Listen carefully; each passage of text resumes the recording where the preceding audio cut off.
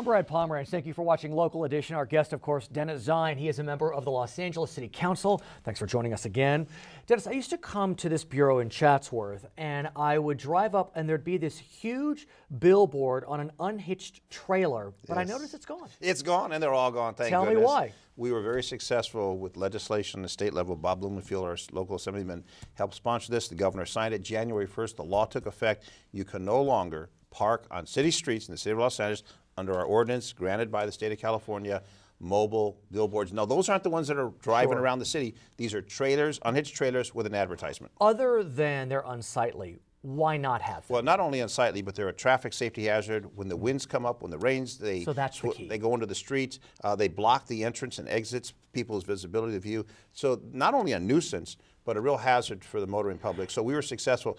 And the fines are very, very expensive. So we basically cleaned them out. But you are giving people 24 hours notice. Yes. As the law is brought into effect. Yes. And you've done that, and most people are complying, so that's good news. Well, some are complying, and those that aren't are getting impounded. Okay. But we had our community posse out there, my wonderful community posse, identified the locations, worked with LAPD, Department of Transportation.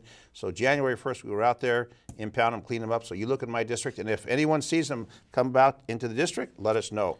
We Call your office. 311, Councilman Zine's of course. office, and we'd be more than happy to get rid of them. They're a real nuisance, but we need the public's cooperation. We've basically eliminated all of them, and one of the providers is taken off the wheels, calls them a sled. We're working on legislation now and how we're going to remove those from the public road. There's just a few of those around in my district, but if they're in your community, contact your council member, 311. I grew up in this area, and I remember Canoga Park in the 70s. It was kind of a nice community, but in the 80s and 90s, it really took a hit. But then in the last decade, it really started to come back.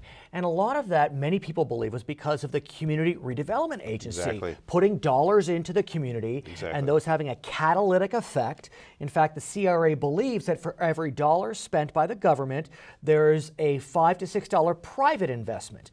Governor Brown, though, wants to eliminate Community Redevelopment Agencies. I know Community Redevelopment Agency, CRA, has had a lot of bad rap over the years, but for our community, Canoga Park, Reseda, the money's been invested, and we watch those dollars. It helps bring in business. It helps incentivize business.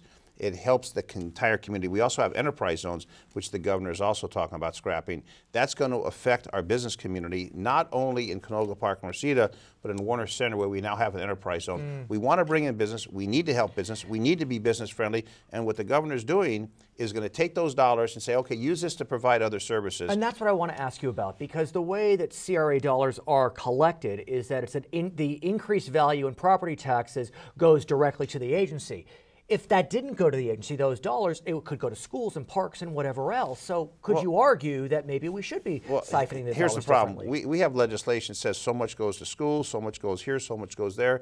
And as they keep taking it away, and the governor's plan, not only CRA and enterprise zones, but he wants to take the prison system and basically force it on the backs of the county. We can't afford it. Devolution. We've got to live within our means. And for the governor to have the local municipalities, not only LA, but all these other areas, give money to them to bail out their irresponsible spending. So, but what can be done? I mean, well, what can be done is we're fighting it. We're saying we have CRA dollars. Those are dollars in our community to refurbish. Old Town Pasadena, Long Beach, many communities in Southern California, Hollywood, for example, CRA, bring in new business. Do something to positively benefit the area. It's going to be detrimental to the local communities, especially the impoverished communities that we have around Southern California. What's amazing is how vociferous the California League of Cities and other organizations supporting the interests of cities has been. I mean, it's literally. But we worked hard to get that. We work hard and we watch every dollar. I don't let CRA spend a dollar without me making sure it's for a wise investment. So it's not a good idea. One more thing I want to tell you real quick. Ballot measures. Make sure people look at those ballot measures and vote for those ballot measures in March. I'm Brad Pomerance, back to HLN.